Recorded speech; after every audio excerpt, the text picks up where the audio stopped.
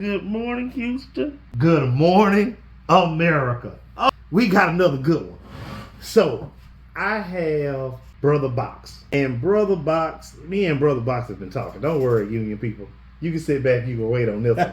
This is for America. We want to talk about things that are going on right now in our society that have us nervous. What me and Brother Box have been talking about is that we believe at this moment in time, democracy is truly on the line. I don't think that we're trying to startle people. I don't think that gaslight you into believing something that's not truly happening.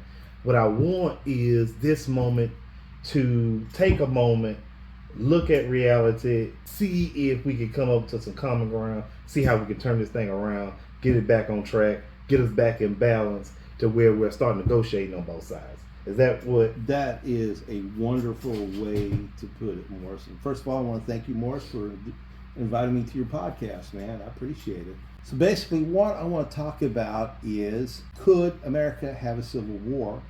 But more importantly, how would we stop that? Right. And there's some important information out there that people need to know. Once again, this is just information for your use. Right. It is not to scare you. It is not to frighten you. It is, hey, this is what's going on, if you wanted to use the term, in the zeitgeist of America. Right. There is a huge majority of people out there, when they are polled, and there's polling data to show this, that believe that America could head into a civil war. And what I want to do is not frighten you. What I want to do is embolden you to figure out a way to stop it. Let's prevent it. That's it. So we know that there's keys to this thing that actually lead up to something that we call a civil war. Absolutely. Now, this won't be people versus the government. This won't be people versus people. This won't be people versus a foreign country. This will be people versus people, poor probably versus more poor people, right? Actually, it's kind of misleading. So let's talk about that for a minute. Years ago, I want to say in the late 80s, early 90s, there was a group created by the CIA called the Conflict Task Force. And basically, it was a group of people who were political science academics and people who were really good at combining data. And they were brought together in the late 80s, probably early 90s. And part of what they were brought together by the CIA was to do this. The CIA wanted to know, hey, what countries could possibly slip into civil conflict? Meaning, could they go into a civil war? And how can we have some sort of data to find that out before it happens? And they ranked these countries. Okay. Exactly. And so one of these political scientists was a woman named Barbara F. Walter. Wrote a wonderful book on how civil wars start and how to stop them. Okay. And she basically narrated on how the CIA took all this data, and sure enough, they found out that they had 38 points of interest, okay? And they wanted to combine it down to create one model of something that was pretty close on how they could figure out if something was going to go into a civil war or civil conflict, right? So they took these 38 points. And one of those 38 points was, are the people who start civil wars, are they desperately poor? Are the people who start civil wars the ones that are segregated and criminalized? Right. Are these people the poor and the oppressed? Who starts the civil war? Right. Each one of these is a pinpoint.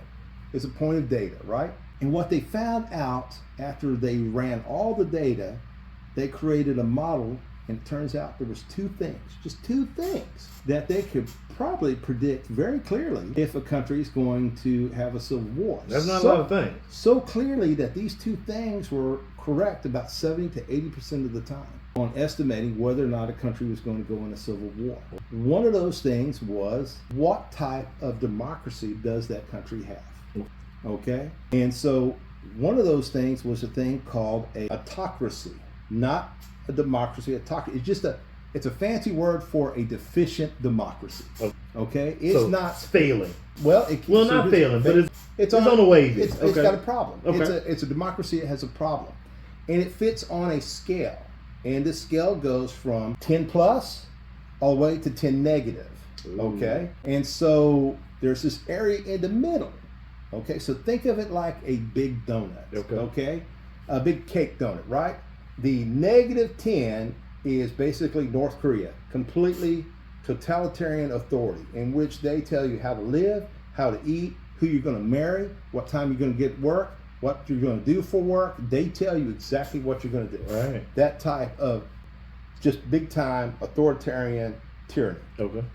To a country that is 100% democracy. Okay. All the institutions protect democracy. The people actually have a clear say. Okay. The elections are free and fair. It's a strong democracy. Good example, Finland, Sweden. Right. Somebody has really strong democracy. Right. And so what they have found out is that if you have countries that gravitate towards the center of that donut, inside that donut hole, right? If they're inside of that donut hole, that's one thing that starts whether or not they're going to be in a civil war. The second thing, which was very important, was whether or not that there was ethnic factioning. Now let's talk about what ethnic factioning means. Right. You were no longer politically aligned with your political party based on ideology. Meaning, let's say you feel that you're a leftist or you're a socialist, right? Okay, and that you're part of this party because you believe they're very highly progressive. Or let's say that you're conservative, you're opposite. You're highly conservative and you're part of this political party because you're highly conservative. No, that's not ethnic faction. Ethnic factioning is, I am white and therefore I identify with this political party because everybody in this political party is white, okay? Or I am factioning because I am a minority and everybody in this political party is a minority. Right. Okay? Takes both these things, okay? So you're inside the donut hole and you're a deficient democracy and you have ethnic factionalism, Yes.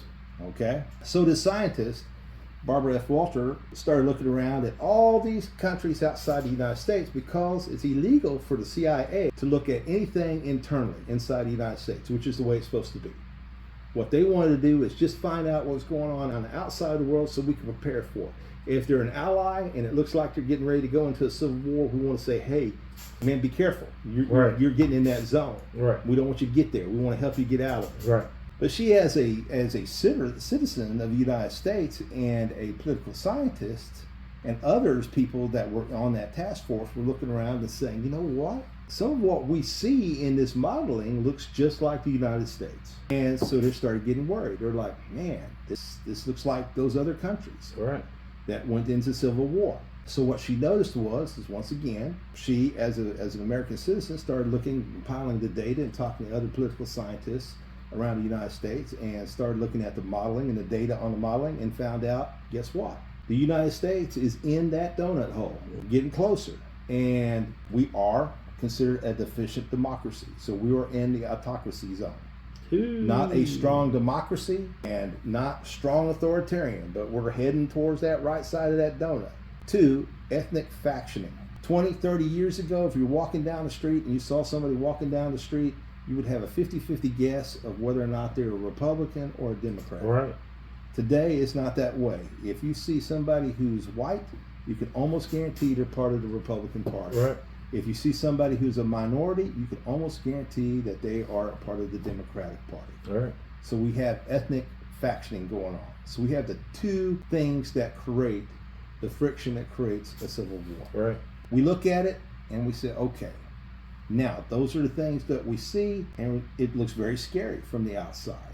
And it looks very scary from everybody else because everybody else can see it. Okay? It's one of those things that you can see it, but you can't put your finger on it, but you know something's wrong. Right. Which is the reason why a majority of people in the country, when they're polled, think we're going to go into a civil war. Right. They can't put their finger on it, they can just feel it. Something's wrong. Exactly. Something's wrong, but we don't know how to fix it. Right. When you talk to other countries or other people from other countries that got into a civil war, they will all tell you the same thing. We knew there was problems, but we thought we were better than this until the day it happened. And then Something happened. they realized we're in the middle of a civil war, just like that, Right. overnight. All right. But here's the good news: there are ways of stopping it. Tell us the ways to get us out of this middle of the donut hole. So there's a simple way of doing that. One is strengthening your democracy. Okay. So giving more freedom. Yes, to the people when it Making comes their to voices being heard, the fair free elections. All absolutely. And when we say that, when we say fair and free, we're talking about getting rid of gerrymandering across the board for both political parties, Democrat and Republican. Get rid of gerrymandering. right. Get rid of it. Two, make every vote actually count. So we're talking about getting rid of the electoral college then. It would be great to get rid of the electoral college, but it'd be almost impossible. But here's the deal. How you can make every vote count is you can petition your state and push the state to have basically try to have all the elections on the same day. That's one way, okay? Open up the voter rolls and let everybody that's eligible to vote to actually vote. Make it easier for them to be able to sign up and register to vote. I mean, even our imprisoned brothers and sisters out there. If, for example, there's a lot of states, quite a majority of the states in the United States, that once you've done your term and you are offered probation, you are automatically eligible. That's right. You can go in, register, okay? But the biggest thing that we need to do is we need to go out and vote. We need, no matter how hard it is, we've got to go out there and vote. But not just at the big elections, all the small, tiny elections as well. Okay. Because this is what's happening. Part of that factioning has created extremes Yes. on the right and extremes on the left. Okay. And those extremes are caused by us not going out there in the middle of these primaries and voting. A lot of people just ignore the primaries, but what they don't realize is what happens is we have people in primaries, whether it be Republican or Democrat, that are moderates. Yeah.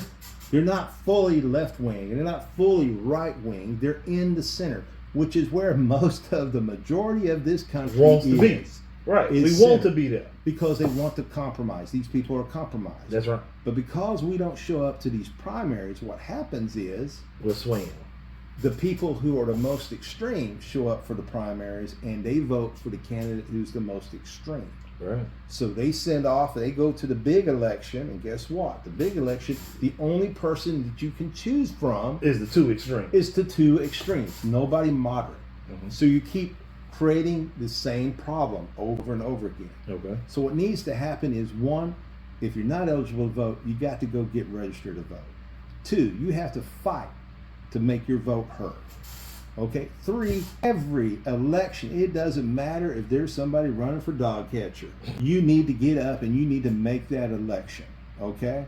Because the alternative is actual fighting. So you got three choices.